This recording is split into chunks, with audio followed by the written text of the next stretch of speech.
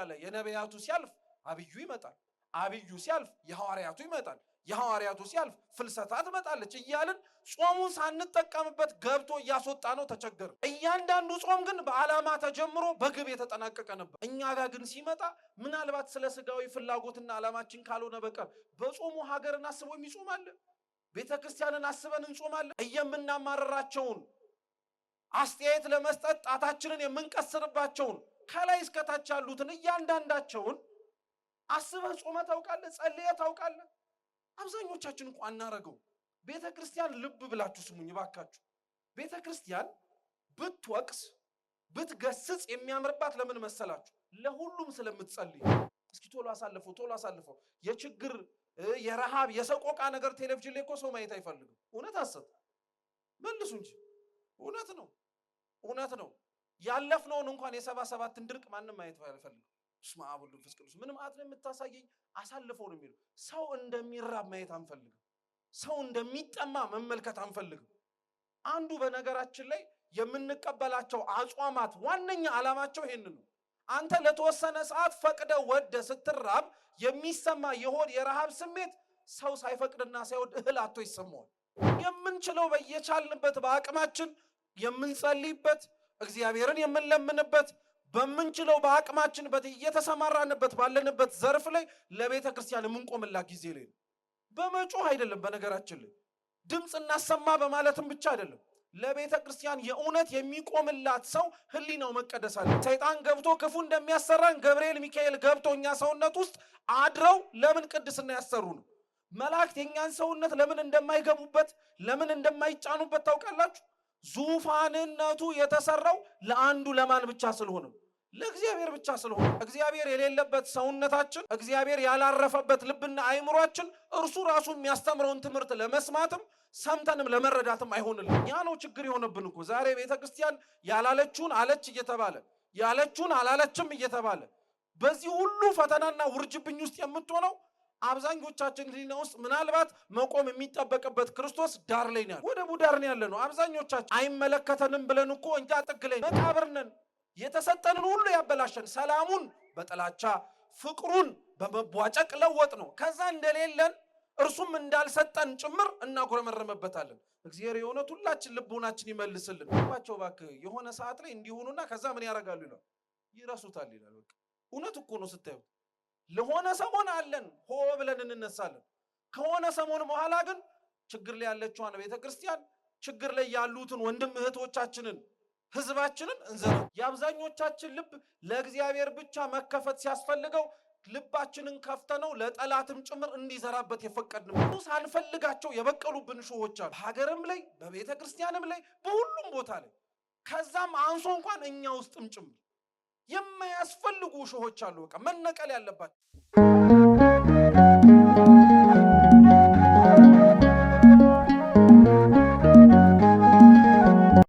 በስመ አብ ወወልድ ወመንፈስ ቅዱስ አሐዱ አምላክ አሜን በስመ አብ ወወልድ ወመንፈስ ቅዱስ አሐዱ አምላክ አሜን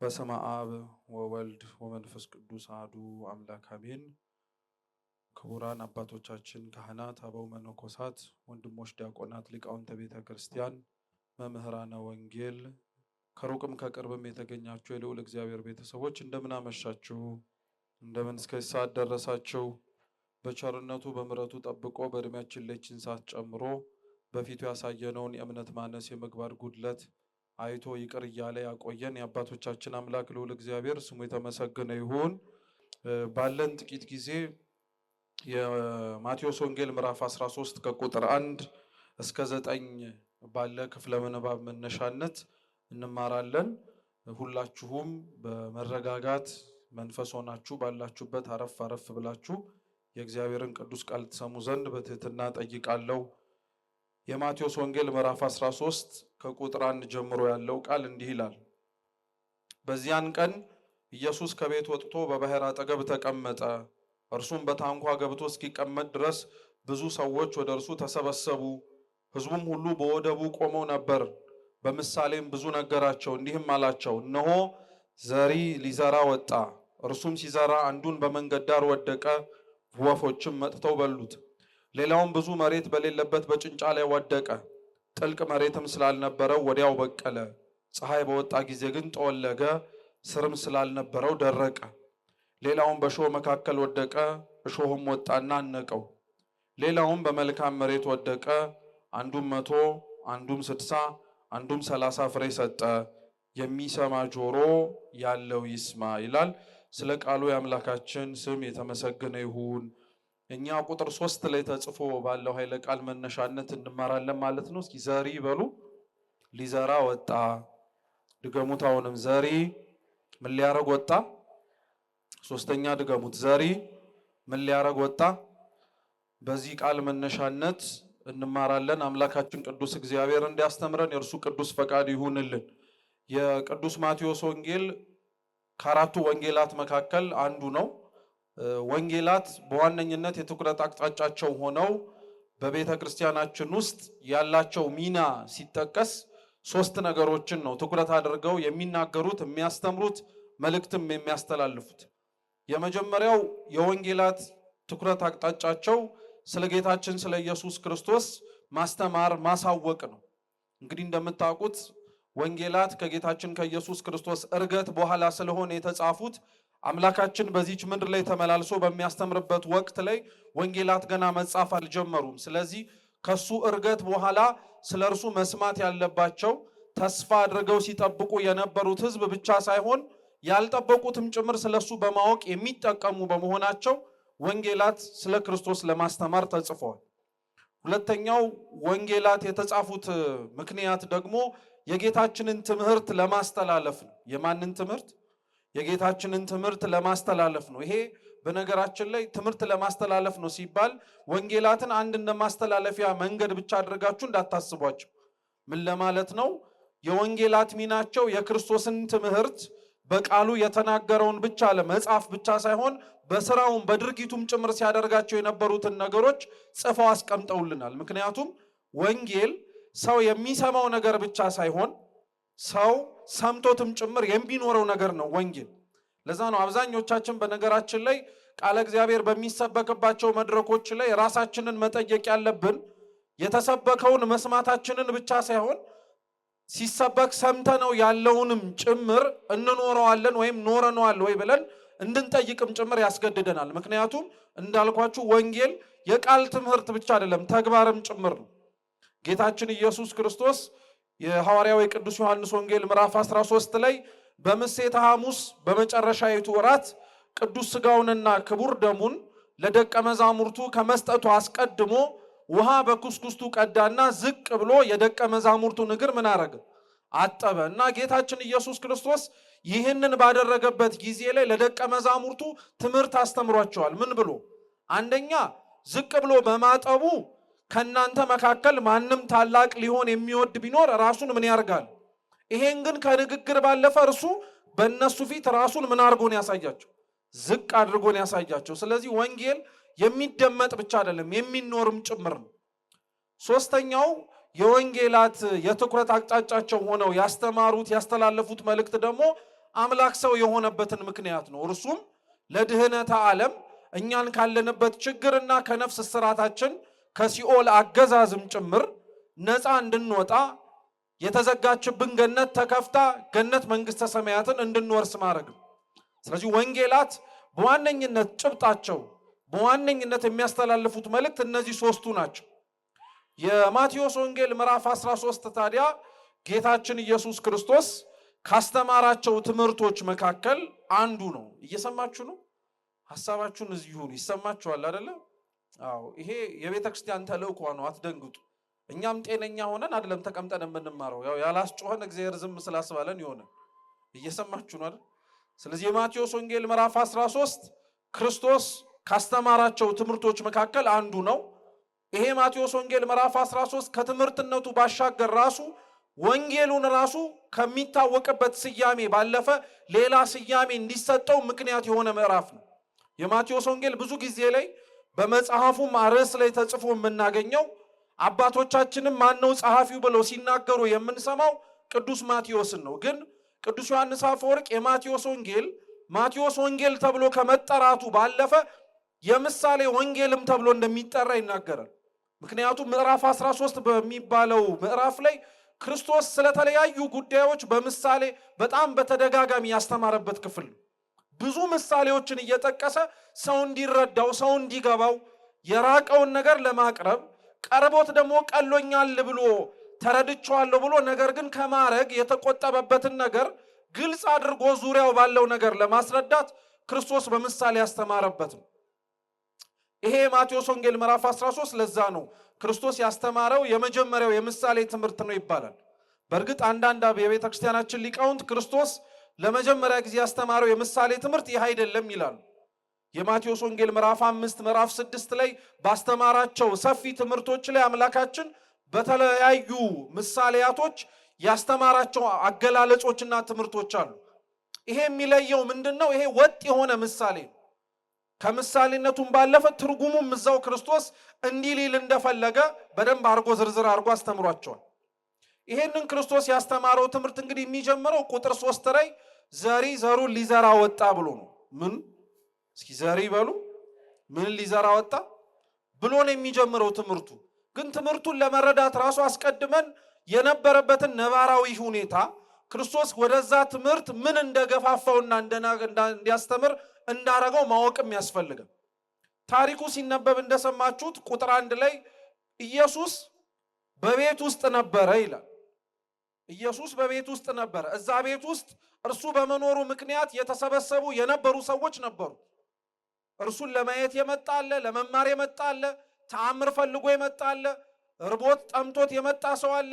ለተለያየ ምክንያት ነው የመጣው። ብቻ እዛ ቤት ውስጥ ግን ጌታችን ኢየሱስ ክርስቶስ ነበረ፣ ብዙ ሰውም ነበረ።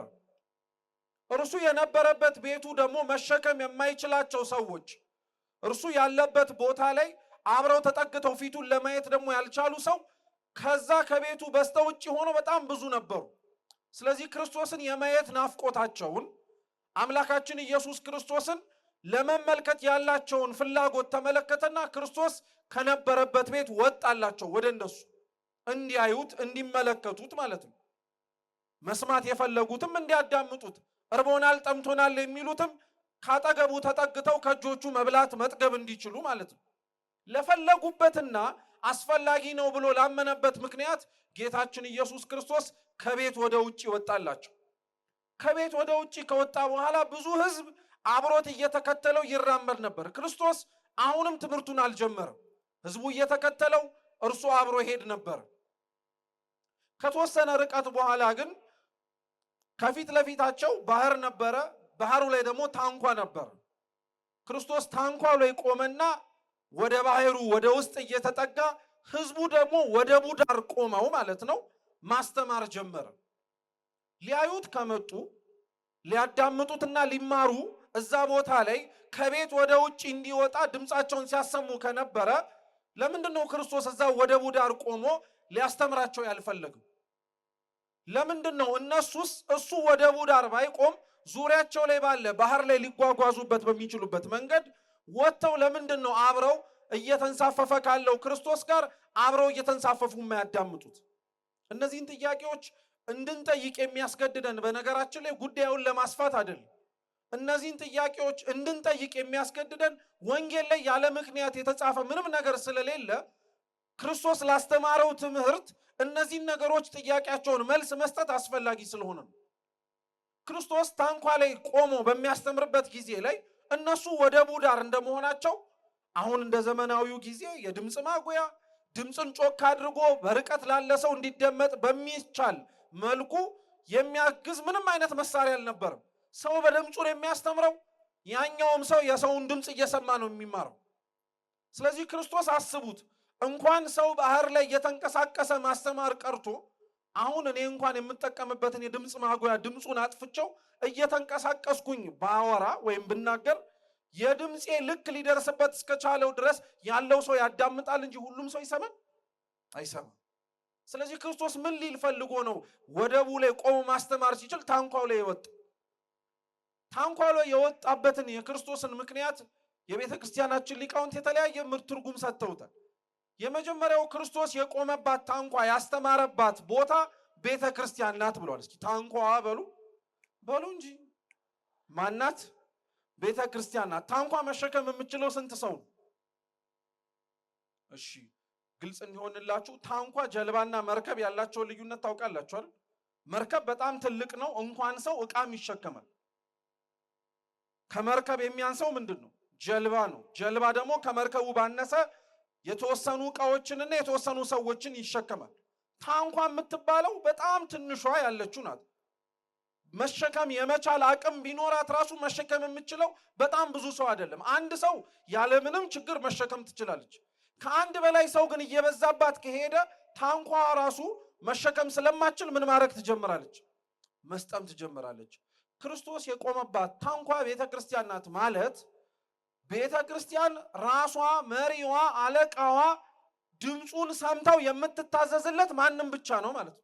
ክርስቶስን ብቻ ነው ማለት ነው።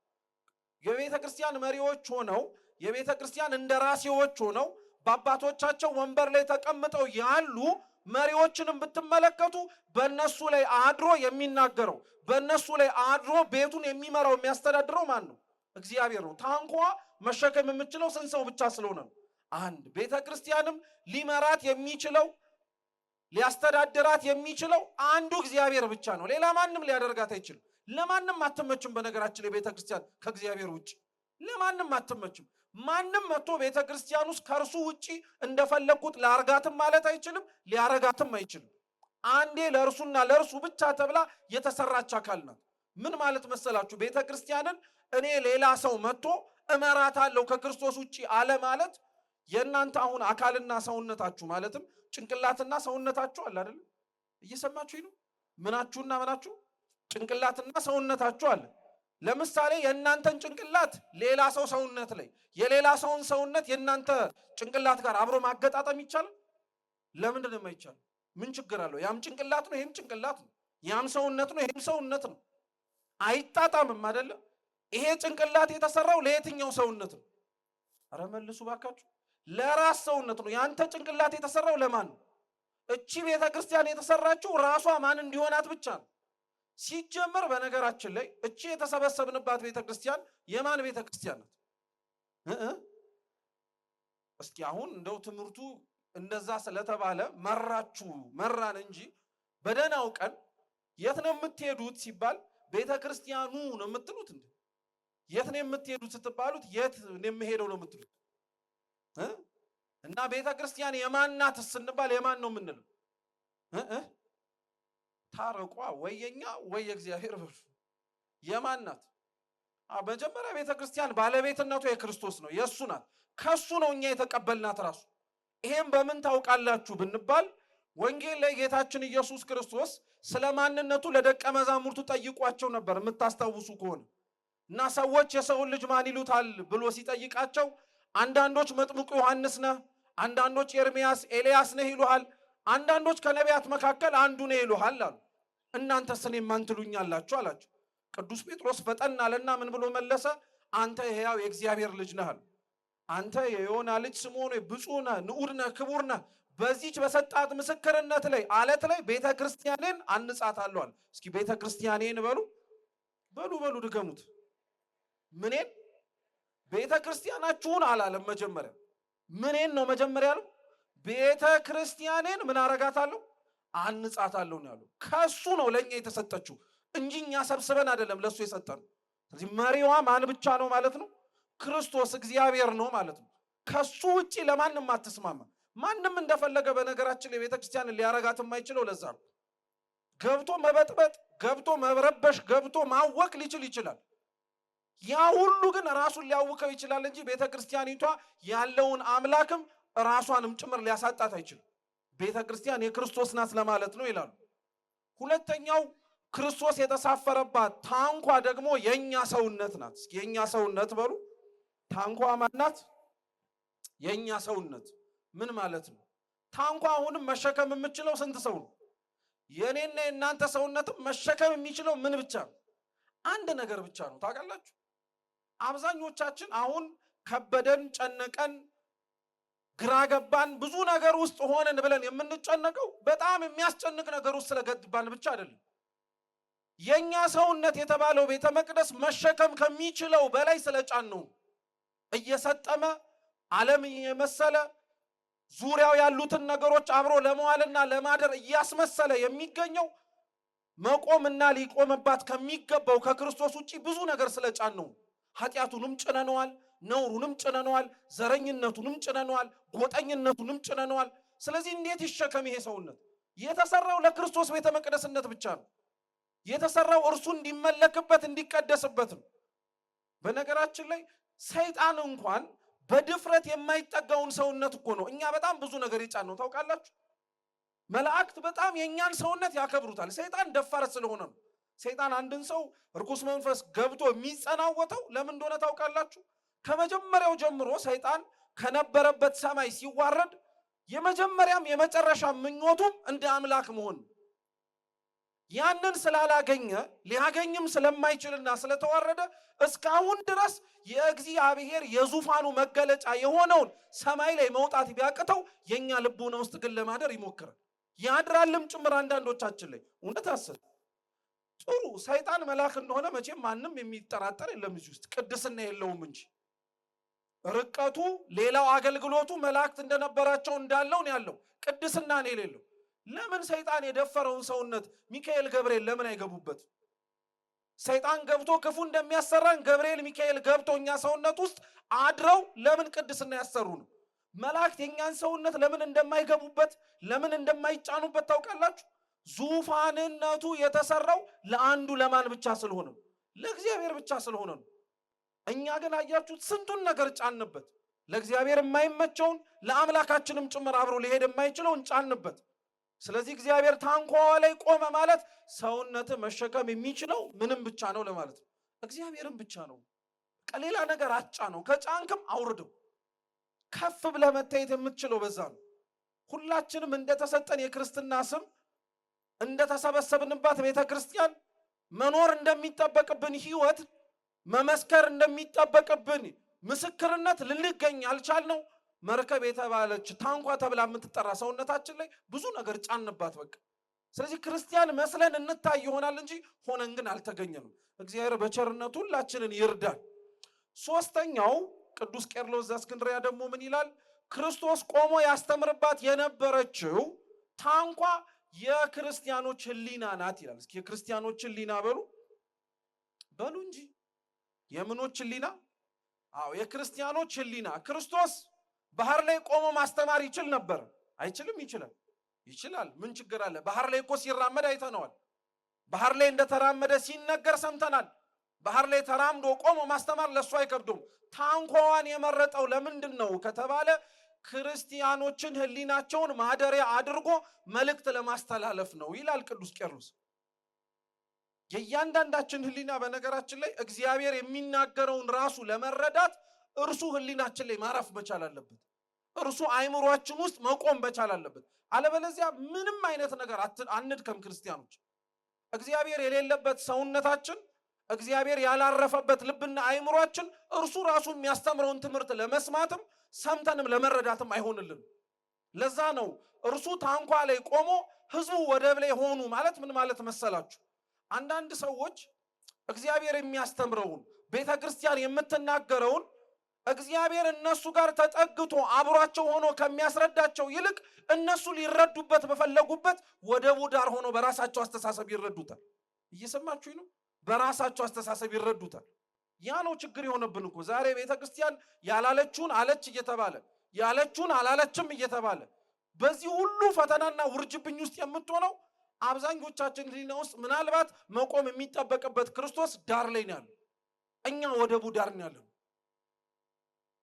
ወደቡ ዳር ነው ያለነው አብዛኞቻችን።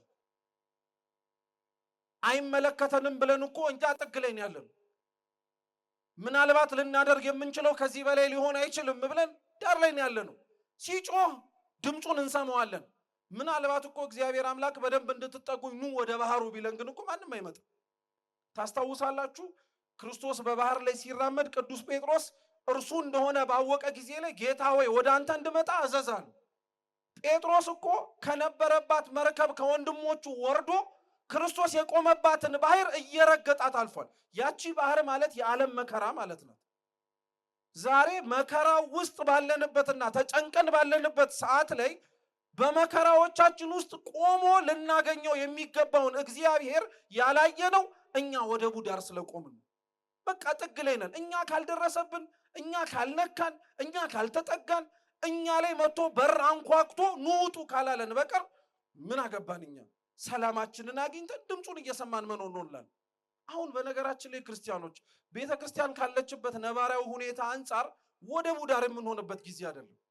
የምንችለው በየቻልንበት በአቅማችን የምንጸልይበት፣ እግዚአብሔርን የምንለምንበት፣ በምንችለው በአቅማችን እየተሰማራንበት ባለንበት ዘርፍ ላይ ለቤተ ክርስቲያን የምንቆምላት ጊዜ ላይ ነው። በመጮህ አይደለም። በነገራችን ላይ ድምፅ እናሰማ በማለትም ብቻ አይደለም። ለቤተ ክርስቲያን የእውነት የሚቆምላት ሰው ህሊናው መቀደስ አለበት። ቅዱስ ባስልዮስ ዘቂሳርያ ምን ይላል? ክርስቶስ ያደረበትና እርሱ የሚሰራበት ሰውነት የሚታወቀው ይላል። እስኪ ሐሳቡ በሉ የተቀደሰ፣ አንደበቱ የተገራ፣ ሰውነቱ ለመከራ የተዘጋጀ ነው። እግዚአብሔር እንዲህ አይነቱን ሰውነት ለሁላችን ሰጥቶናል። እርሱ ደግሞ እንደዛ እንዲያደርገን ፈቃዱ ይሁንልን። እንደዚህ ዓላማ ኖሮት ነው ክርስቶስ ታንኳዋ ላይ ቆሞ ማስተማር ጀመር። ዘሪ ዘርን ሊዘራ ወጣል። አንዱን እንደምታውቁት መንገድ ላይ ዘራው። ሁለተኛውን ደግሞ መከራ ፀሐይ የበዛበት መሬት ላይ ጭንጫው መሬት ላይ ዘራው። ሶስተኛውን እሾህ መሬት ላይ ዘራው። አራተኛውን ደግሞ መልካም መሬት ላይ ዘራው። ክርስቶስ ራሱ ይሄን ያስተማረውን ትምህርት ይተነትነዋል። ዘሪው ራሱ እንደሆነ፣ ዘሩ የሚያስተምረው ትምህርት እንደሆነ፣ የተዘራባቸው መሬቶች ደግሞ የኛ እርሻ የኛ ልቡና እንደሆኑ ይናገራል።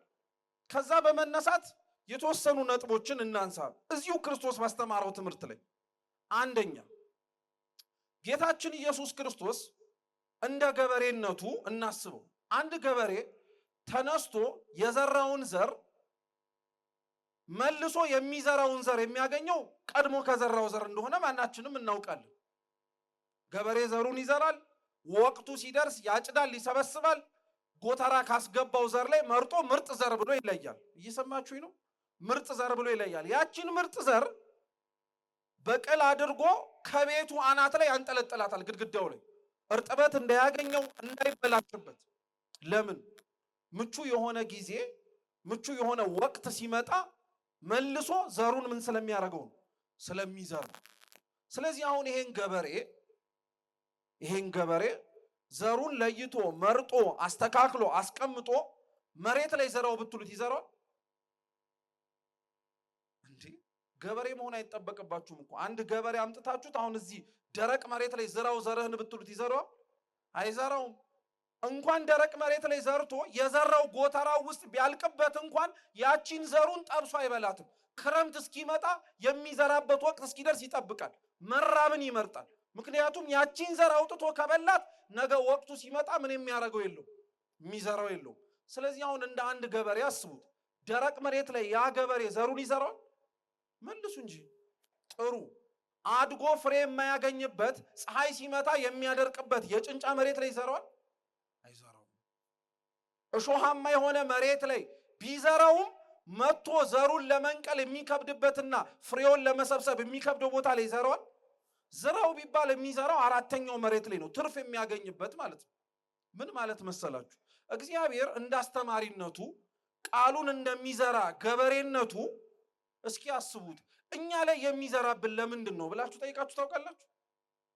ገበሬ እንደተባባልነው እኮ መዝራት ያለበት ምርት የሚያገኝበት ቦታ ላይ ነው። አሁን እኔና እናንተ የልቡናችን እርሻ 30፣ 60፣ 100 ያማረ ፍሬ የሚያፈራ ሆኖ ነው? የአንዳንዶቻችን ልብ እኮ እንደ መጀመሪያው መሬት ከፈርዖንም በላይ የጸና ልብ ያለን ሰዎች እኮ አለን። ምንም ነገር የማይሰነጥቀን፣ ምንም ነገር የማይበግረን፣ ምንም ነገር ካለንበት ቦታ ራሱ የማያንቀሳቅሰን። በጣም እኮ ነው የሚገርመው። በነገራችን ላይ የአንዳንዶቻችን ልብም ተመሳሳይ ነው። እንደ ጭንጫው መሬት ዘሩን ተቀብሎ በስሜት ከማብቀል ባለፈ ለጥቂት ለእፍታ ለእሳቱ ሞቅታ ያክል ድረስ ከመታየት ባለፈ ሌላ ፍሬ አይገኝብንም። የአብዛኞቻችን የልቡናችን እርሻ መሬት እንደዛ ስለሆነም ጭምር እኮ ነው። ታውቃላችሁ የቤተ ክርስቲያን መከራና ችግር ዘመን ላይ ሰው የሚሳለቅብን ለዛ ነው።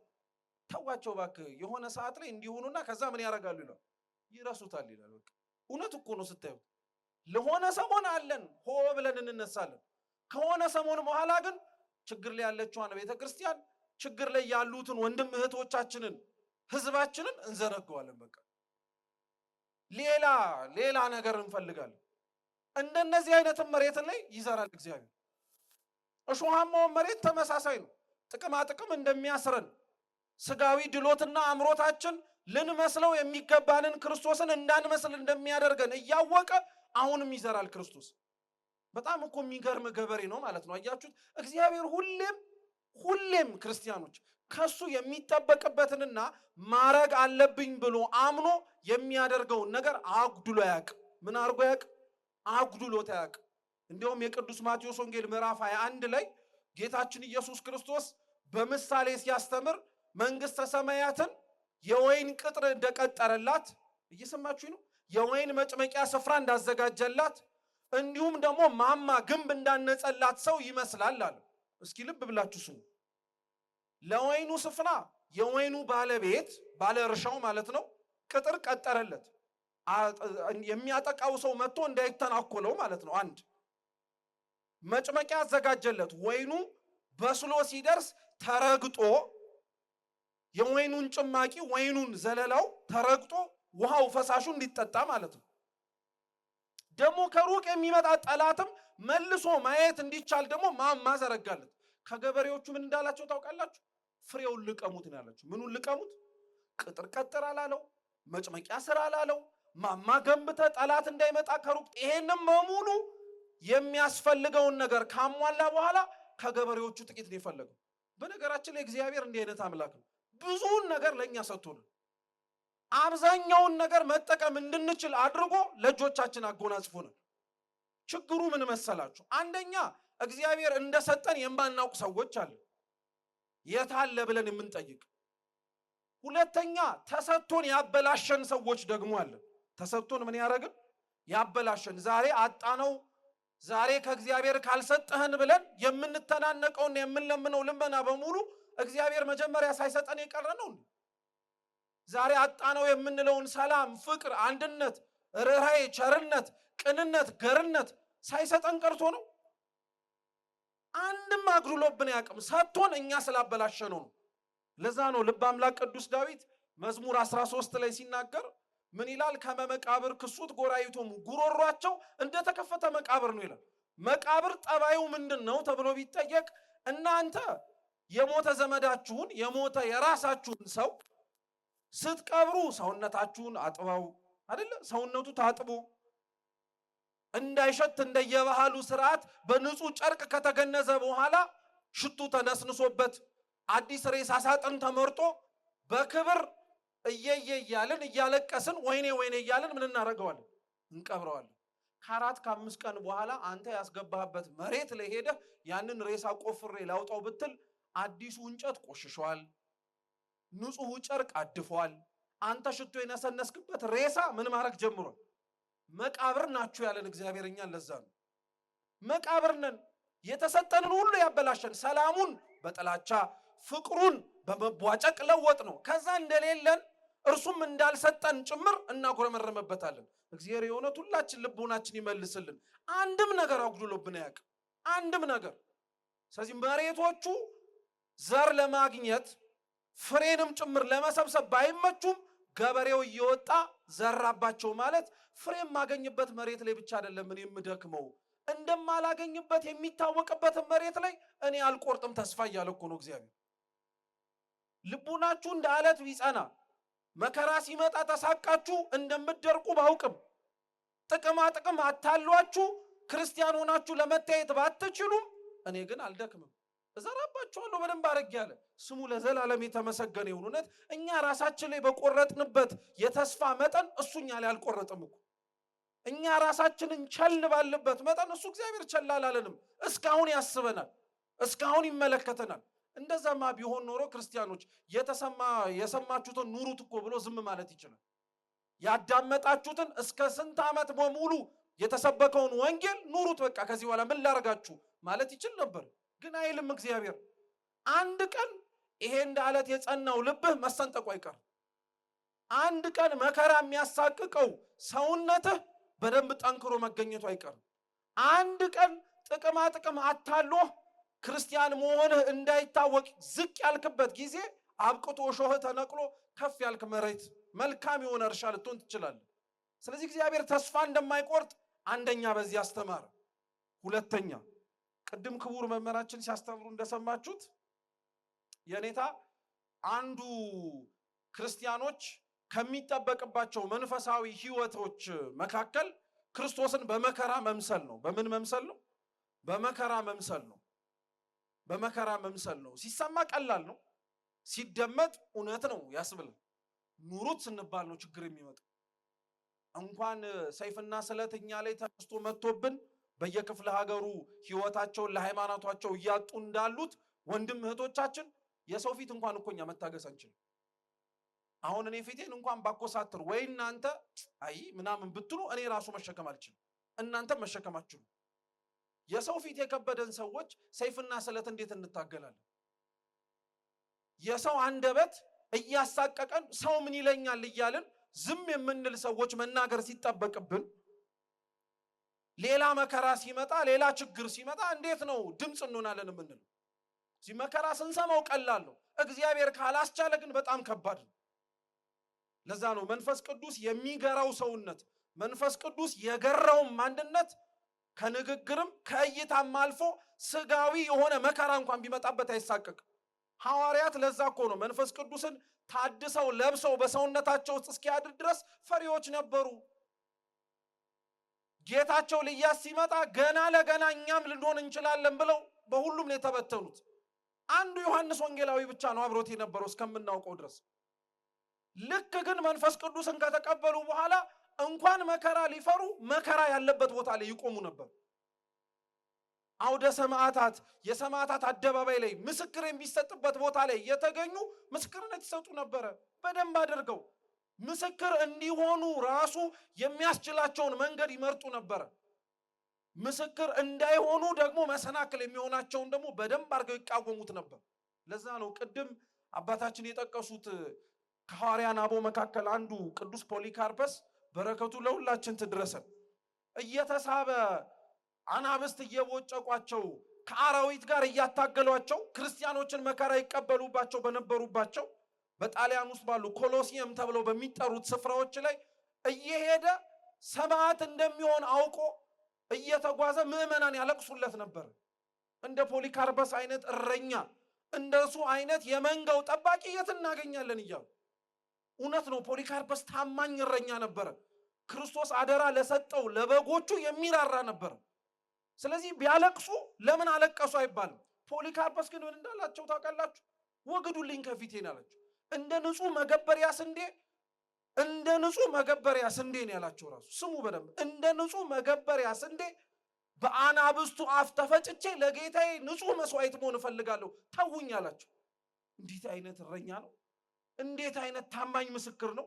እንኳን ስበው ሊወስዷቸው ቀርተው ተስበው ሲሄዱ ራሱ ደስ የሚሰኙ ፖሊካርፐስ እኮ ከአንድ ቦታ ወደ አንድ ቦታ ሲወስዱት እንደው ታሪኩ እኮ እንዴት እንደሚገርም ከመንገዱ ብዛት የተነሳ የታሰረበት ሰንሰለት ይላላ ነበር እና በጣም ነው የሚገርመው። ቅዱስ ፖሊካርፐስ የሚያሳድዱትን ወታደሮች የጠራቸው ሰንሰለቱን አጥብቁት እንዳላመልጣችሁ ይላቸው። እውነት እኮ ማምለጡን ለምን እንደማይፈልገው ታውቃላችሁ? የክርስቶስ እስረኛ መሆን ስለሚፈልግ እኮ ነው።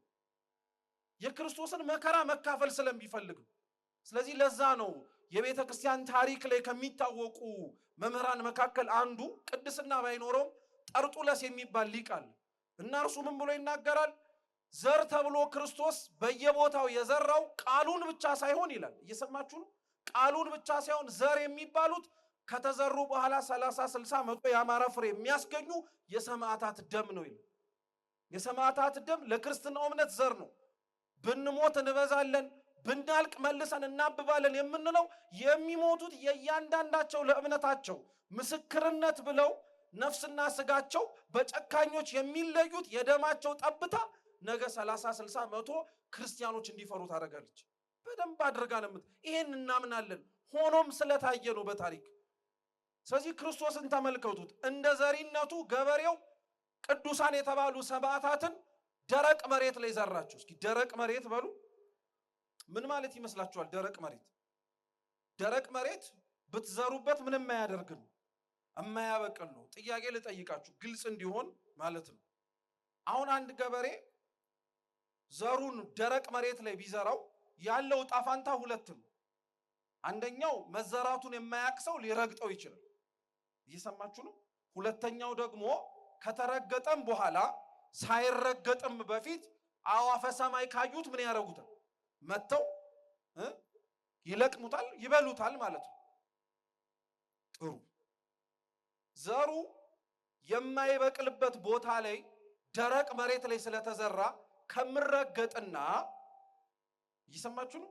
ከምረገጥና የሰማይ አዕዋፎች መተው ከሚበሉኝ መሬቱን ብሆን ይሻለኛል ብሎ ወደ መሬትነት ይለወጣል። የፈጣሪ ያለ ታስቡበታላችሁ እንዴ? ደረቁን መሬት ዘሩ ይሆናል? አይሆንም።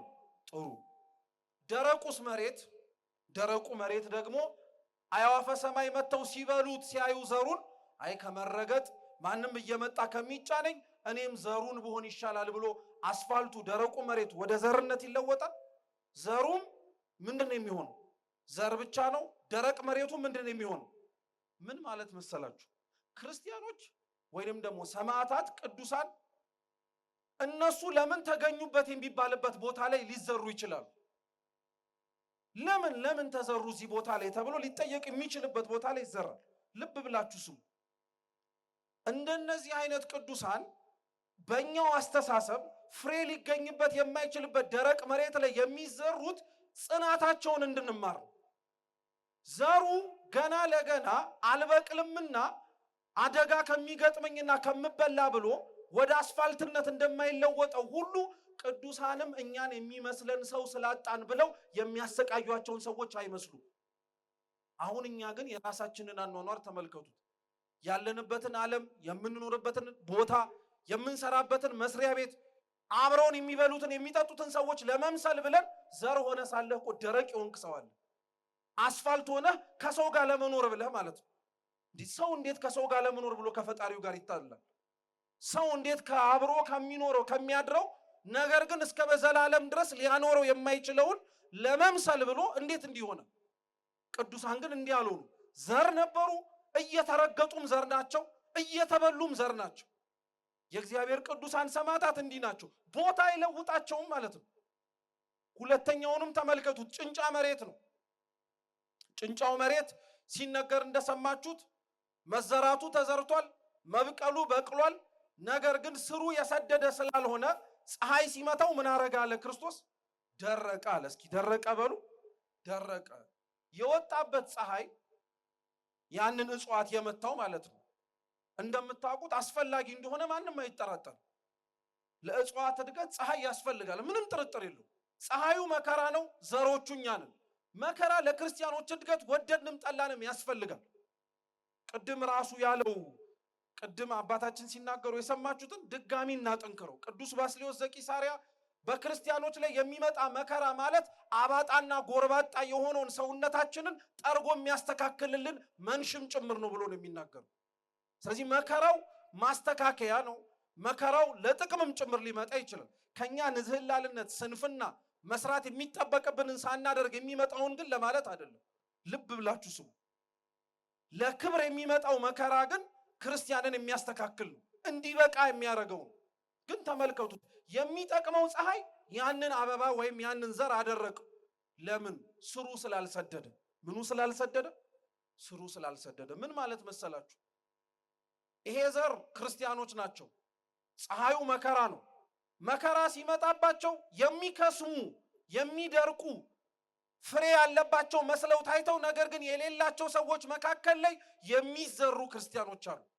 እኛ መከራ ደረሰብን ብለን እንዳንሳቀቅ፣ እኛ ተፈትነናል ብለን የእግዚአብሔር ላይ ያለንን ተስፋ እንዳናጣ ከኛ በላይ የሚፈተኑ ሰዎችን እግዚአብሔር እንድናይ ያደርገናል። ከኛ በላይ እየተሰቃዩ ያሉትን ሰዎች ድምፃቸውን እንድንሰማ ያደርገናል። ግን ምን ያክል ሰው ድምፁን መስማት እንደሚፈልግ ራሱ ፈጣሪን የሚያውቀው። አንዳንዶቻችን እኮ እንኳን የክርስቲያኖችን መከራ ላይ ናቸው ብሎ ለመናገር ድምፃቸውን ጩኸት ስንሰማ ራሱ በስመ አብ ወወልድ ወመንፈስ ቅዱስ ስለዚህ ያሳቅቅ ነው የምንለው። ኧረ ወገኖች ተው፣ ግን እንደዛ ይባልም ነበረ። እንዲያውም ያን ጩኸት ከኛ ጋር እየሰማነው ማልቀስ ነበር የሚጠበቅብን፣ ማንባት ነበር የሚጠበቅብን። ግን አልታደልንም። ያንንም እሱ አላንስ ብሎ ደግሞ ድምጻቸውን መስማት አንፈልግም። እስኪ ቶሎ አሳልፈው። የችግር የረሃብ የሰቆቃ ነገር ቴሌቪዥን ላይ እኮ ሰው ማየት አይፈልግም። እውነት አሰብ መልሱ እንጂ እውነት ነው። ያለፍነውን እንኳን የ77ን ድርቅ ማንም ማየት አይፈልግም። በስመ አብ ወወልድ ወመንፈስ ቅዱስ ምንም አጥነ የምታሳየኝ አሳልፈው ነው የሚለው። ሰው እንደሚራብ ማየት አንፈልግም። ሰው እንደሚጠማ መመልከት አንፈልግም። አንዱ በነገራችን ላይ የምንቀበላቸው አጽዋማት ዋነኛ ዓላማቸው ይሄንን ነው። አንተ ለተወሰነ ሰዓት ፈቅደ ወደ ስትራብ የሚሰማ የሆድ የረሃብ ስሜት ሰው ሳይፈቅድና ሳይወድ እህል አጥቶ ይሰማዋል። ያ ስሜት እንዲሰማ ተፈልጎ እኮ ነው። ሌላውን ጽድቅ እንኳን ቢቀር ማለት ነው። እዚህ መከራ የበዛበት ቦታ ላይ እኛ የምንደርቀው መካከል ላይ የሚዘሩ ዘሮች አሉ። ቅዱስ ባስልዮስ ደግሞ ድጋሚ ይሄኛውን ሌላ ትርጉም ይሰጠዋል። ምን ይላል መሰላችሁ? ከላይ አፍርተው ከስር ግን ስር ሳይሰዱ የነበሩት ዘሮች ማለት አስመሳይ ክርስቲያኖች ናቸው ይላቸዋል። እስኪ በሏት፣ ምን ነው አይዟችሁ በሏት። አስመሳይ ክርስቲያኖች ከላይ ስንታይ በደንብ ጠንቅቀን ፍሬ ያፈራን ምን መስለው፣ በደንብ ጠንቅቀን እንኳን ሌላ ችግር ቀርቶ እኛ ራሳችን ለመከራው መከራ የምንሆን ምን መስለው፣ እኛ ራሱ ለሚመጣብን ነገር ከዝግጅታችን አንጻር ሌላስ ምን አለ ምንል ምን መስለው። ግን አይደለም። ስር ቆንጥጠን ስላላደግን፣ ስር ቆንጥጠን ቤተክርስቲያን ትምህርቷን፣ ዕውቀቷን፣ ትውፊቷን፣ ህይወቷን፣ ገድሏን፣ ግርፋቷን ስላላወቅንላት፣ ስር ሰደን ስላላደግን፣ ስላልቆነጠጥን የሆነ ነገር ሲመጣ እንሸበራለን። እግዚአብሔር የጸና ልብ ለሁላችንም ይስጠን። ሶስተኛው መሬት እሾሃማው መሬት ነው። እሾህ እንደሚታወቀው ገበሬ ፈልጎ ምናልባት ሊተክለው የሚችለው አጥር መከላከያ እንዲሆነው ነው እንጂ ገበሬ ስንዴ የሚዘራበት ላይ እሾህ አብሮ ይዘራል? አይዘራም። መከራ ነው። በኋላ ላይ ዘሩ ሲደርስ ችግር ነው የሚያመጣው። ምን ማለት መሰላችሁ? ክርስቶስ እዚሁ የማቴዎስ ወንጌል ምዕራፍ 13 ላይ ሌላ ያስተማራት የምሳሌ አጭር ትምህርት አለች። ምን ይላል? አሁንም ራሱን እንደ ገበሬ ዘርዘር ይመስልና ቀን ወጥቶ ይዘራል ይላል። መቼ ወጥቶ ይዘራል? ቀን ወጥቶ ይዘራል አለ። ከዛ ምን ይላል መሰላችሁ? ገበሬው ቀን ዘርቶ ከጨረሰ በኋላ ማታ ደግሞ ጠላት መጥቶ ይዘራባቸዋል አለ። ምን ያደርግባቸዋል? አንዳንዶቻችን ቀን ላይ መስማት ማዳመጥ እንዳለብን ተጠርተን የምንመጣበት ጊዜ ላይ ልቡናችንን እንከፍታለን። ጥሩ ነው። ለእግዚአብሔር ልቡን ያልከፈተ ታዲያ ሰው ለማን ሊከፍት ነው? ችግሩ ግን ምን መሰላችሁ? የአብዛኞቻችን ልብ ለእግዚአብሔር ብቻ መከፈት ሲያስፈልገው ልባችንን ከፍተነው ለጠላትም ጭምር እንዲዘራበት የፈቀድንም ማለት። እሾህ ማለት ፍሬ ለመልቀም በጣም የሚያስቸግር ነገር ነው። ሳይፈለግ የሚያድግ ነገር ነው። ብዙ ሳንፈልጋቸው የበቀሉብን እሾሆች አሉ። በሀገርም ላይ በቤተ ክርስቲያንም ላይ በሁሉም ቦታ ላይ ከዛም አንሶ እንኳን እኛ ውስጥም ጭምር የማያስፈልጉ እሾሆች አሉ። በቃ መነቀል ያለባቸው። እነዛ እሾሆች ከየት መጡ? ስናንቀላፋ። ምን ስናረግ? ስናንቀላፋ። የተዘራብንን ዘር ስላልጠበቅን፣ የሰማነውን ቃለ እግዚአብሔር ሌላ ሰው እንዳያበላሽብን አልጠበቅነው። ለዛ ነው ጠላት እኛ መሬቱን መጠበቅ በሚገባን ገበሬው ዘሩን ዘርቶ በሄደበት ቅጽበት ላይ ስናንቀላፋ መጥቶ ይዘራል። ዛሬ እንደ ችግር የምናወራቸው ነገሮች በሙሉ ሰይጣን ፈተነን ብለን ከምንናገረው ባልተናነሰ የእንቅልፎቻችን ውጤት ናቸው። አንቀላፍተናል። ቅድም ተምረናል በደንብ በሰማዕትነት ትምህርት አንቀላፍተናል። በደንብ አድርገን መንቃት ሲጠበቅብን፣ መበርታት ሲጠበቅብን እንደ ዋዛ መጾም፣ መጸለይ፣ መስገድ፣ መመጽወት ሳይሆን ከልባችን እነዛ ማድረግ ሲጠበቅብን ምን ችግር አለ? የነቢያቱ ሲያልፍ አብዩ ይመጣል፣ አብዩ ሲያልፍ የሐዋርያቱ ይመጣል፣ የሐዋርያቱ ሲያልፍ ፍልሰታ ትመጣለች እያልን ጾሙን ሳንጠቀምበት ገብቶ እያስወጣ ነው። ተቸገር።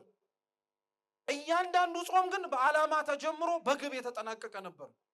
እኛ ጋር ግን ሲመጣ ምናልባት ስለ ስጋዊ ፍላጎትና ዓላማችን ካልሆነ በቀር በጾሙ ሀገርን አስበው የሚጾማለን፣ ቤተ ክርስቲያንን አስበን እንጾማለን። እየምናማረራቸውን አስተያየት ለመስጠት ጣታችንን የምንቀስርባቸውን ከላይ እስከታች ያሉትን እያንዳንዳቸውን አስበህ ጾመ ታውቃለህ? ጸልየ ታውቃለህ? አብዛኞቻችን እንኳን አናረገው። ቤተ ክርስቲያን ልብ ብላችሁ ስሙኝ ባካችሁ። ቤተ ክርስቲያን ብትወቅስ ብትገስጽ የሚያምርባት ለምን መሰላችሁ? ለሁሉም ስለምትጸልይ። በእንተ ቅድሳት ጸሎቷ ላይ ስለሚያስጨንቋት መሪዎች ልቡና እንዲሰጧት ትለምናለች። ለሊቃነ ጳጳሳቱ ትለምናለች። ለዲያቆናቱ፣ ለቀሳውስቱ፣ ለሊቃውንቱ ፍቅርን፣ ማስተዋልን የሚመሩበትን ጥበብ እንዲሰጣቸው ትለምናለች። እሷ ብትገስጽ ያምርባታል። አንተና እኔ የት ጸልየን? አንተና እኔ መቼ አስበናቸው? አንተና እኔ መቼ ተመልክተናቸው? በጣም እኮ ነው የምናሳዝነው። እሾህ ማለት ይሄ ነው። መልካሙ መሬት መቼም አይጠፋችሁ። መልካም መሬት ላይ የተዘሩ ደግሞ ቅዱሳን አሉ፣ ፍሬ የሚያፈሩት ማለት ነው። ከስቃያቸው ውስጥ መልካም ነገር የሚገኝባቸው፣ በመከራቸው ውስጥ ሌሎችን የሚያሳምኑ፣ ልክ ቅድስት አርሴማ ድርጣድስን እንዳሳመነችው። እርሷን ማሰቃየቱን አሰቃይቷታል እኮ። እርሷን በደንብ አድርጎ በሚችለው መልኩ ፈትኗታል። ግን የሚገርማችሁ እሷ ስታልፍ ድርጣድስ አመነ። ምን ሩቅ አስኬደን። በረከቱ ለሁላችን ትድረሰን። ጲላጦስ ማመኑን የሚያውቅ ሰው አለ እንደዚህ ውስጥ? ጲላጦስ እኮ ክርስቶስን አሰቃይቶት ያንን ሁሉ መከራ እንዲቀበል ከደሙ ንጹሕ ነኝ ብሎ ታጥቦ በመጨረሻ አምኖ ስንክሳራችን ላይ እኮ ታሪኩ በረከቱ ትድረሰን ተብሎ የተጻፈለት ሰው። መልካም መሬት ማለት ይሄ ነው። 30 60 100 ያማረ ፍሬ የሚገኝበት። ሁለት ሶስተኛው የመጨረሻው እንድታውቁት የሚያስፈልገው ከምንገባው ጾም ጋር ነው። አሁን ከነገ ጀምሮ እንቀበለው ጾም እንደምታውቁት የነቢያት ጾም ነው። የነቢያት ጾም ዋነኛ ጭብጡ ዓላማው ነቢያት ክርስቶስ ለአዳም የሰጠውን ቃል ኪዳን በማሰብ በማስታወስ አምላክ ሰው ይሆናል፣ ይወርዳል፣ ይወለዳል፣ ያንን ዘመን ቅርብ እንዲያደርግላቸው የጾሙት የተማጸኑት ነው። አሁን ያነበብነው ትምህርት በነገራችን ላይ በዘመነ ክረምትም የሚሰበክ ስብከት ነው፣ በዘመነ ነቢያትም የሚሰበክ ስብከት ነው። ስሙ በደንብ። ክርስቶስ መጀመሪያ ቤት ውስጥ ነበረን ያልኳችሁ። ምን ውስጥ ነበረ? በቃ እየጨረስን ነው። ስሙ። ምን ውስጥ ነበረ? ከቤቱ ወዴት ነው የወጣው? ወደ ውጪ። ቤት የምትባለው ሰማይ ናት። ቤት ውስጥ የነበረው ክርስቶስ ነው። ሰማይ ከተባለ ቤቱ የጠሩትን የነቢያትን ድምፅ የቅዱሳኑን ልመና ሰምቶ ወጣ ማለት ወረደ ማለት ነው። ምን አረገ ማለት ነው?